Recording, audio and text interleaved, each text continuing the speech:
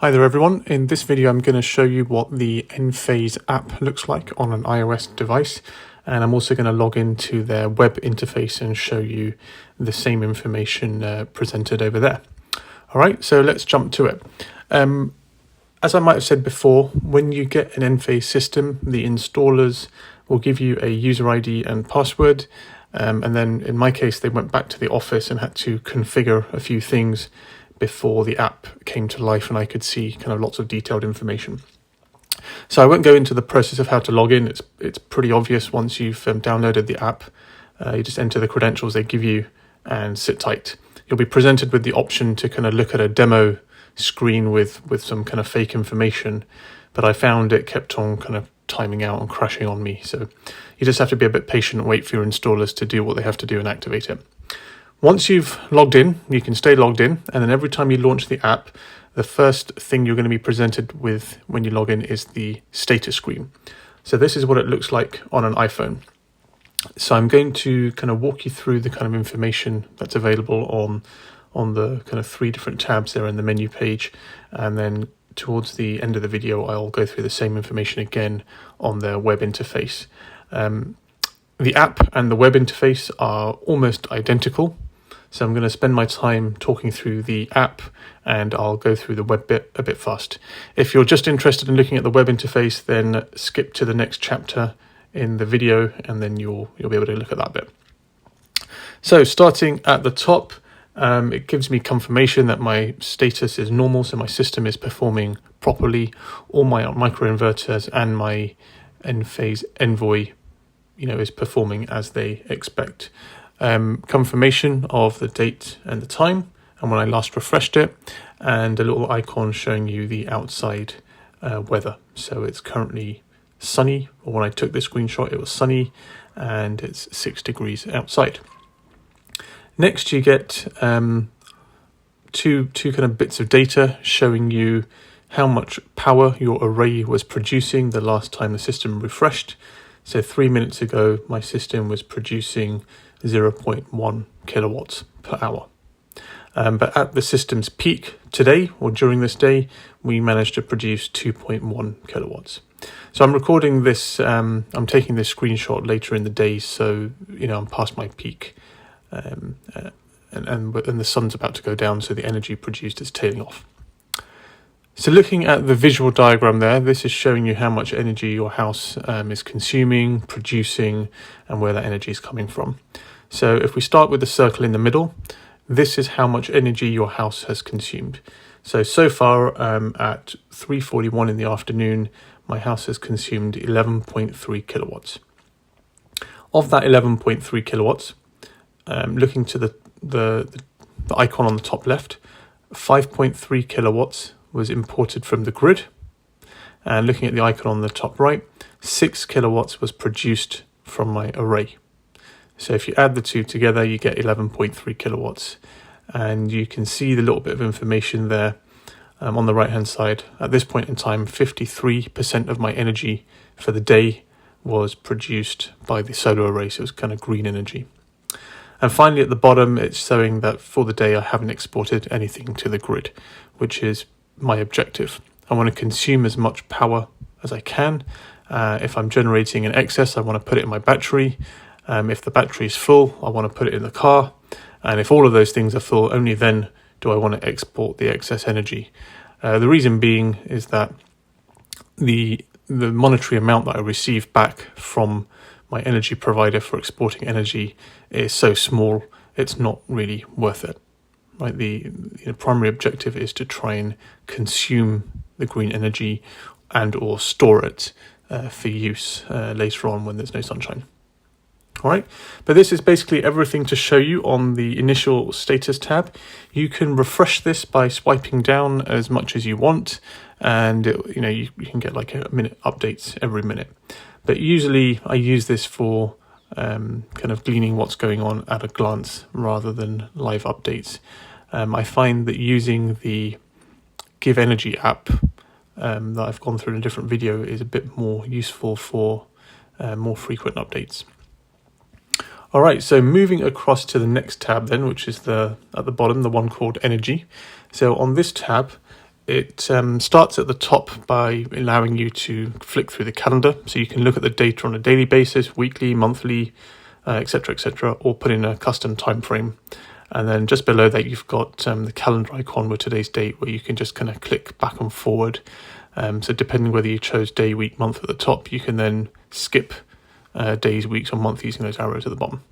But again, looking at the daily snapshot, so it's presenting you the same information that you saw on the previous screen.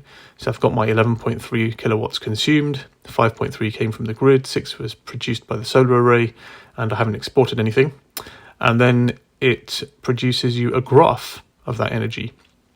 So let me explain the graph. The blue bars above the zero line is the energy produced by my solar array.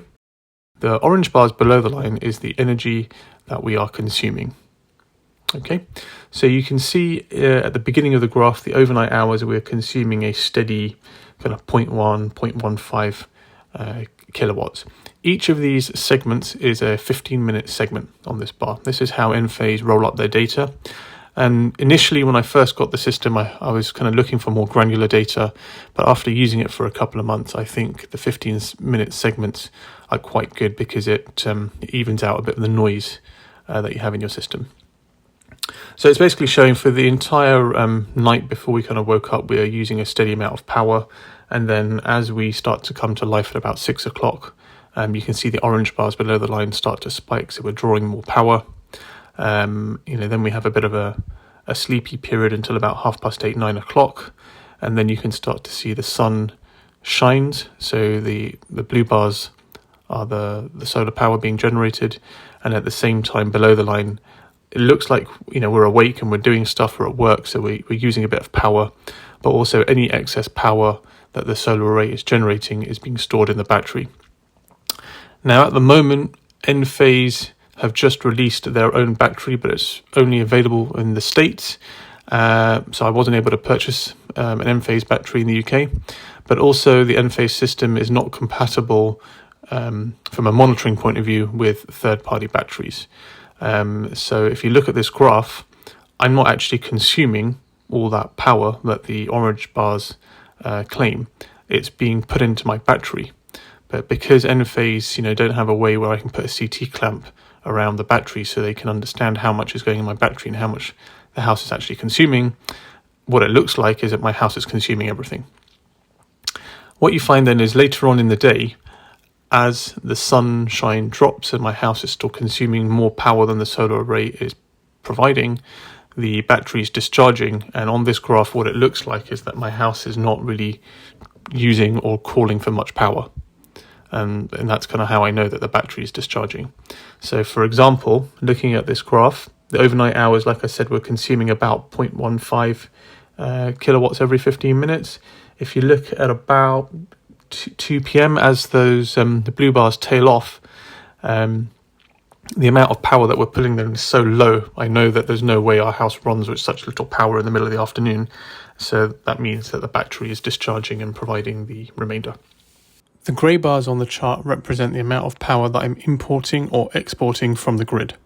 If you look at the overnight hours at the beginning of the chart, you can see that an equal sized bar is above the line, indicating that I'm drawing power from the grid. My battery is empty overnight, and so any power that the house consumes is coming from the grid. As you get to the hours where the blue bars start at about 8:30, 9 o'clock in the morning, when the sun comes up, you can see that we're not really pulling anything from the grid, or there's a very tiny, grey bar on the top of those blue bars, representing that we're pulling a minuscule amount from the grid. And the reason that happens is that the system doesn't appear to be able to respond when there's a sudden demand for energy. So for example, when you turn the kettle on, the Give Energy battery needs a few seconds to ramp up and ramp down. And so what happens is the grid is used as like a buffer or a sponge to smooth out those spikes. So on all of these bars, particularly the blue ones, you're always going to see a very small sliver of grey where we're drawing from the grid to sort out those peaks. But otherwise, most of the energy is produced by the solar array. Like I said, at about 2 o'clock in the afternoon, where our energy consumption appears to be particularly low, or the lowest point for the day, you can't see any grey bars, and that's because the battery is discharging. And as we get to, looks like kind of 2:30ish kind of time frame, where the grey bars above the line start to reappear, that's the point where the battery's been depleted, and now the remaining power that our house is calling for is being provided by the grid again. So that's basically everything to say about the graph. You can kind of click on these bars and it will show you the same data that you see above, but for that 15-minute fragment. To show you an example, if I switch from the daily tab to the weekly tab, instead of seeing bars for every 15-minute segment throughout the day, I now see one bar representing the entire day. So it was Tuesday when I took this screenshot, and so you can see there's two bars, the first bar representing, the complete Monday, and the second bar there is, how far we've got through Tuesday. Okay, and you can keep on doing this by flicking through. If I go to a month, for example, now you see what the month looks like. So far, the month of January is pretty good in terms of sunshine for the UK, I would say. So you can see that those tiny little blue segments on the bar represent the solar power produced in the month of January. The grey bars on top of the blue is the difference that our house is calling for, and so that amount of energy is drawn from the grid. And then the orange bar below the line is the sum of the blue and the grey bar, showing how much our house consumed in total. If you're wondering what those massive spikes are on the 11th and the 15th, where we've drawn significantly more energy, it's because we got our electric vehicle delivered, and so we were charging it up from the house, and so it's a fully electric vehicle with like an 80 kilowatt battery. So charging that thing up to full consumes a lot of power. So we're doing a bit of experimenting on how to use that, and that's what those spikes are all about. If I flick to the month of December, you can just see what a complete month looks like on this graph. So the house consumed 608 kilowatts in the month of December, 528 kilowatts was drawn from the grid, and 80 was produced by the solar array. And I've gone through these stats in a separate video with the December update. Looking at the bar graph, you can see early on in December we had a couple of sunny days, but the majority of December was overcast, and so we produced hardly anything. And therefore, basically almost all the power that we used was drawn from the grid. Going back some more, looking at the November update. So this is the month that our installation was commissioned, so that's why we don't have any data for the first 8 days of the month. But for the days the system was switched on from, so from the 9th of November onwards, the house consumed 474 kilowatts, of which 372 was pulled from the grid and 106 was produced by the solar array. We had a few more sunny days in November, so you can see that there's 3, 6, 7, 8 days where we're producing about 8 or 9 kilowatts in the day, and the remaining days, it varies depending on whether we're overcast or not. Okay, in terms of how much power our house is using overall, there's obviously a few days where there's spikes, but we seem to be, at least in the month of November, averaging about 20 or 19 kilowatts per day. So hopefully this gives you an idea. I can continue to flick forward. If I look at the yearly tab, you just see one bar for 2022 at the moment, showing you a partial month for January. And if I flick back to the 2021 tab, again, we only had November and December data, so you can see our bar graphs there. So this information at the moment, given that we've just commissioned the system, is not very informative, but definitely the daily, weekly and monthly data is quite interesting to look at. Okay, so moving forward then, if we move across to the array tab, what this is a diagram showing you the layout of your solar array on your roof. So when the installers go and install everything, they're making a diagram and they're taking note of which microinverter they put behind each panel. And with that information, they feed it back to the office who draw this diagram out, and the numbers that you see inside each panel are coming from that particular microinverter. So that's how they know exactly which panel is working and not working, and exactly which panel is producing the energy and how much of it. So when the installers were here, I saw them make a note on a bit of cardboard, and they drew a quick diagram of our array, and they peeled off the serial numbers from the stickers provided by Enphase and stuck them on this diagram so that the office can then go and do their setup afterwards. And having looked at this for a while and how much power each panel is generating, I believe that they have set this up correctly, because the panels which I see as catching the most amount of sunlight on here are showing me that they're producing the most amount of power. so it makes sense. So let me explain what you see here. So on my house, the kind of lighter royal blue kind of coloured panels are the ones at the front of the house, which is easterly facing. I have it's a semi-detached house with a pitched roof, so we have a ridge which runs down the middle. So we have 8 panels on the main portion on the right hand side, which is labelled front 2, and then we have 2 panels in a tiny little triangle that we have available on our roof, which is labelled front on this diagram. So you can see that's the layout. That's what it looks like if you were to look at the roof, and you can see some photos in earlier videos, and you can see the numbers at the time I took this screenshot, which is 10 to 4 in the afternoon, which, you know, the sun's about to go down in about 10-15 minutes. This is how much power that each panel was able to generate during the course of the day. So basically, give or take a little bit, they all managed to generate about 500 watts, so half a kilowatt each throughout the entire day. As I've said many times, keep in mind, we're in the UK here, we're in the middle of winter, first of all, so we don't get many sunlight hours, and second of all, my roofs face east and west and not south, so I don't have my panels pointing in the most optimal directions. So you can see from this that the royal blue coloured ones, east facing, they catch a few hours of sunlight in the mornings and generate the power, but then as the sun moves to its southerly position, neither front or back panels are catching any sunlight, and then as the sun kind of gets to about 3 o'clock where it's starting to kind of point at the right angle for the rear panels to pick them up, it's also starting to set, and then it disappears behind some trees and my neighbour's dormer. So basically those panels at the back, they're all a very dark colour, representing that they haven't generated much power. And regardless of whether the weather is good or bad over here at the moment, the panels on the back of the house only ever produce this amount of power, 120, 130 watts in the entire day. That's it.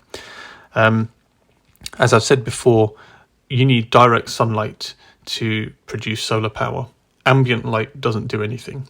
So you can see the panels on the front of my house, they get direct sunlight for a few hours and they generate power, but the panels on the back of my house don't get any direct sunlight at the moment in the middle of winter. They just get ambient light, and with that they can't do much. It's just a small trickle. So if you are considering getting solar panels at your house and you know the only locations you've got will only capture ambient light, it's probably not worth doing because the payback is likely to be extremely long, and it's just not worth it. Okay, so that's my advice there. So that's the diagram, the front and the back per panel. So it's quite good because you can quickly tell with this if any of your panels are either defective because the microinverter will either not be working or there's something wrong with the panel itself. And you'll notice compared to all the panels around it, it'll stand out like a sore thumb. And depending on the amount of power that panel has generated, Enphase colour that panel a different colour. So you'll see one which is looking like an anomaly, right, in a different colour. Looking to the bottom of this diagram, you can see that my system has produced, when you sum up all the energy from all of these different panels, it adds up to 6.06 kilowatts. And then on the right hand side, the bit behind the yellow box I've blocked out is just my the name that my system has been given by Enphase and the site ID. So that's a bit of personal information that I've blocked out. Okay, that's pretty much all there is to say about this tab. You can of course zoom in and out if you needed to, but I asked them to draw the system in this format so I don't have to zoom in and out to look at it. I can just kind of look at it at a glance. Moving on to the final button in the menu tab, the hamburger. This just gives you some system settings. To be honest, I never look at this once it's been set up. But you can see it says hello, and then behind that coloured box is my name. Underneath, the next coloured box has got my name again and the site ID. And then I can talk you through what all these buttons are. So first of all, looking into the system button. Again, this gives you the name of your system, the site ID, the address at which it's installed, so I'm afraid I've blocked all of that information out. Looking further down, it says the system's connected via Wi-Fi. It is possible to connect the Enphase system with a hardwired connection, but when my installer turned it on, the signal strength was good, so that was the end of that. The bottom half of the screen shows the installer's details, so it has the name of the company, their address, and their contact details. So again, I have blocked this information out. Moving across to the next section. So this is the reports tab. This is basically where you can take an extract of the data from Enphase. So you can tell it to take a dump from whatever date range you want, and it will email it to you. So you can do your own offline analysis. And then moving into the devices tab. So on my system, as I've said, I have a Enphase Envoy, which is their communications hub. And then I have 19 microinverters. So I have 19 solar panels, and there's one microinverter per panel. And all these microinverters talk to the Enphase Envoy, which then informs this app, it informs their web interface, and it informs Enphase should there be a problem with the system. So looking into this, I'll click on the Envoy button, and what it shows you is the name of the specific Envoy that I've got. So it's an Envoy S metered, and it's the EU specification. The bit that I've blocked out is my serial number and SKU, and then it's just got some other information to say it is working, what firmware I'm running on, how I'm connected. Like I said, Wi-Fi at the moment, but Ethernet's possible. You could connect it to a cell tower if you don't have an internet connection, wherever this happens to be installed, etc., etc. Okay. So going back then out of this system, if I then go into the microinverter section, this is going to give you a detailed list of all of your microinverters. So again, all my microinverters are the IQ7 Plus. At the time of my installation, they had just announced the IQ8, but it wasn't actually shipping yet, and it's definitely not going to be available in the UK. So just my luck, but I wanted to get on with it. And I think the advantages that the IQ8 bring wouldn't have made any kind of material difference in my view. Never mind whatever the difference was going to be in price. So I was quite happy to go ahead with the IQ7s. So anyway, you've got the serial number, you've got the SKU. It shows you which array that particular microinverter is installed on. So in my one, it's in the back array on the rear of my house, the west-facing roof, and then it shows you when that particular inverter last checked in with the Envoy, and then what the firmware version it's running. And then this information repeats, in my case, 19 times because there's 19 different microinverters. So looking down the list, I've got one there with a slightly different serial number, whatever SKU it came out of, which array that's stacked on, so on and so on. And you can scroll down this list to see the rest. So coming back out of that menu then, if I go all the way back to the kind of menu page, we've been through everything in system. So if I then look at the account information, this is basically your personal information, whether you want to receive notifications and who you're giving access to. So I'll show you the pages, but I'm afraid most of it's going to be blanked out because it's my personal information. It just has your name, first name, last name, your phone number, your email address, whether you prefer to see your units in metric or imperial, what language you'd like to see information in. That's it. Not very exciting. Once you set up, once you leave it alone. Scrolling down a little bit, there's an option here for the weather. Do you want to kind of note what the weather is? To me, that's useful because when you look back at the data, it's recorded, was it a sunny day, cloudy day, and then you get an idea of what your production was on these kind of days. Going into the notifications tab, this is just, again, your personal preferences on notifications, and then looking at the access control tab. This is quite interesting. So it's obviously saying that Enphase can see your data from the system and how much we're consuming. So I've left this switched on for now because it might help me troubleshoot if there's a problem. Once you've kind of decided that the system is working properly, you may want to turn this off. What it does mean, though, if something fails in your system, then the data hasn't been captured or submitted to Enphase, so it might make it harder for them to figure out what went wrong because they couldn't see any of the data just prior to when something happened. Just below, it's given me the option that my installers can see the data, and I have the choice of removing them if I don't want them to see the information. So again, I've blanked out the name of the installer, but the settings are otherwise the same as what Enphase has. For the time being, I've continued to allow them to have access because I'm waiting in my view, for the system to be stable and for no surprises to pop up, and then I'm most probably going to remove my installer from having access here. Looking further down, you can grant access to other companies should you want to. So of course Enphase has access, the installer has access, but you could email somebody else if you wanted them to have access.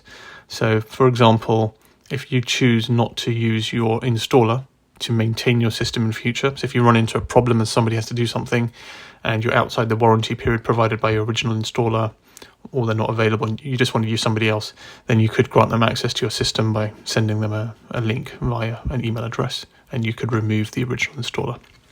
So finally, at the bottom, you have your API settings. So this is where you can use a system to automatically pull data from Enphase and integrate it into some other analytics or something that you might be doing. So the API key is provided by Enphase, and you give this to the other system, and that enables them to communicate with Enphase automatically. And obviously I've blocked mine out because it is specific to me. But that's all there is to explain on the access control tab. So if I go back out then of the account menu, that leaves me to show you settings, and there's not much in here. What currency would you like your system to calculate cost in, and do you want to run it in dark mode or normal mode? That's it. Coming out of that setting, then you then have support and community. So I'm not going to bother to explain this. It's kind of self-explanatory, right? If you need help, press support. If you like to get involved in forums and whatever and ask the community, go there. And obviously there's a log out button if you ever need to, but I leave mine logged in the whole time. So that's really everything there is to explain with the Enphase app. As I say, I tend to use this more on looking at a glance or the overall performance. I find it more interesting because they give me more granular data to look at compared to looking at my Give Energy app.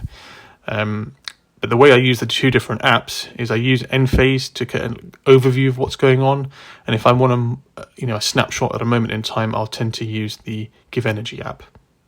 Okay.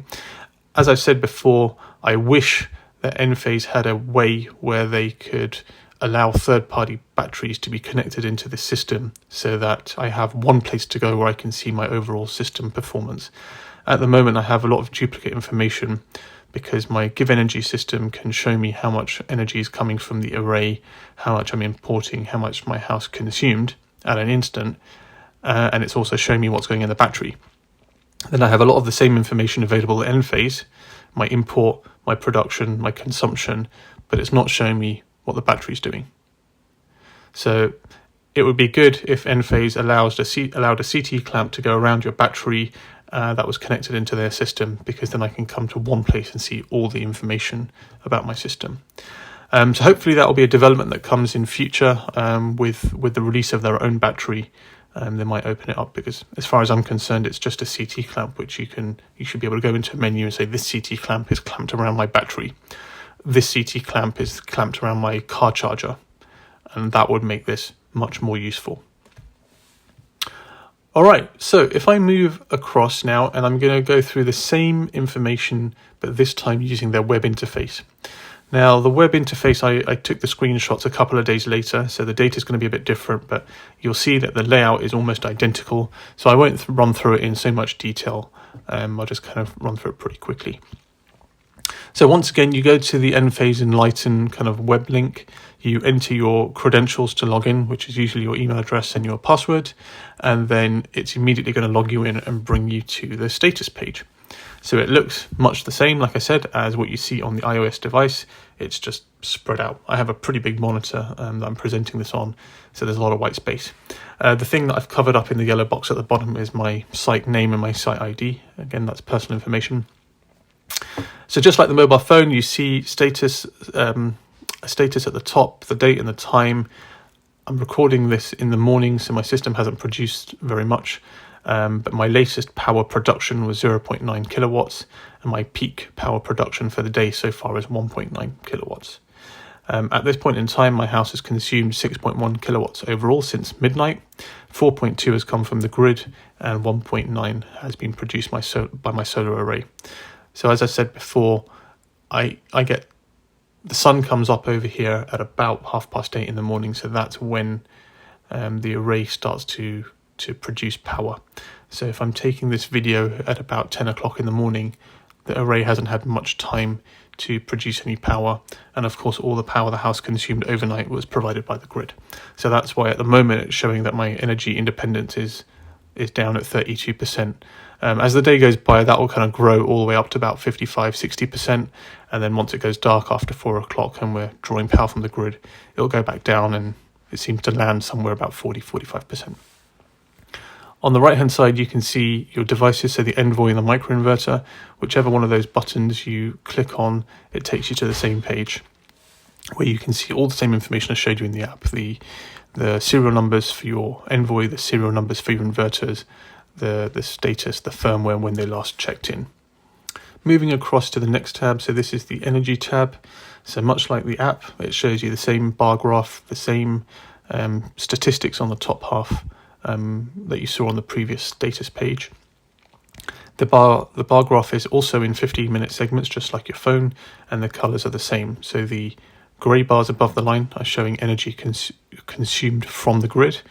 The blue bars represent the solar power that you've produced and consumed, and the orange is the sum of the grey and the blue, basically showing how much power your house is consuming overall. At the top, you can cycle through this chart to say whether you want to look at it in a daily fashion, a weekly fashion, monthly, annually, whatever, or put it in a custom time frame to suit you. It's much the same as the mobile phone. Moving forward to the array tab then. So again, it's the exact same diagram that you see on the mobile phone. So this is my solar array, and so far today, like I said, it's 10 o'clock in the morning, so it's hardly done anything. But the layout is designed by your installers, and it matches the way the panels have been laid on the roof. So this is, if you looked at my roof at the front of the house, this is what the panels would look like in this kind of layout. I have 8 in the main section on the front right, and I have a couple of 2 on the front left. And then on the rear of my roof, the shape is different, so they're laid out in this format. At the moment, the panels at the front have all generated about 200 watts each, or 0.2 kilowatts each. And the panels on the back of my roof, because the sun's not round there yet, have basically produced nothing, 12 watts. Won't even charge your mobile phone. Once again, I've blocked out my site ID behind that yellow box at the bottom. It also says just above it that for the day we've produced 1.9 kilowatts of energy so far. You can kind of dig deeper by opening up those menus on the right hand side, but I won't go into it. It's very much the same as your mobile phone. And finally then, just to show you what's in the hamburger, so on the very top right hand side of this screenshot is the menu button with 3 lines, the hamburger. If I open that up, you get all the same settings as you do on your mobile phone. So I've just expanded the main menus, but I'm not going to repeat myself and go through each and every section, but you get access to all the same information. Your site details, so your name and address, your installer, reports if you want to download this data, devices is your Envoy and your microinverters and all their serial numbers. In the account section, your personal information, your notifications, who you want to give access to, and in settings, it's just currency and dark mode. That's it. Okay, so hopefully you found this useful. The reason I'm putting this video out there is before I decided to go ahead with an Enphase system, I was particularly interested to see what does the app look like, what does the web portal look like, am I going to get the kind of information that I'm personally interested in? And I really struggled to find any of this. Enphase have got some really nice videos out there, but they're too short. They don't go into the kind of detail and open up all the menus. So the purpose of me sharing this is hopefully somebody else who might be looking for the same information out there finds this useful. All right. Feel free to leave some comments. If there's something you want me to kind of talk about some more or dig into, then leave it in the comment and I'll try and make another video for you.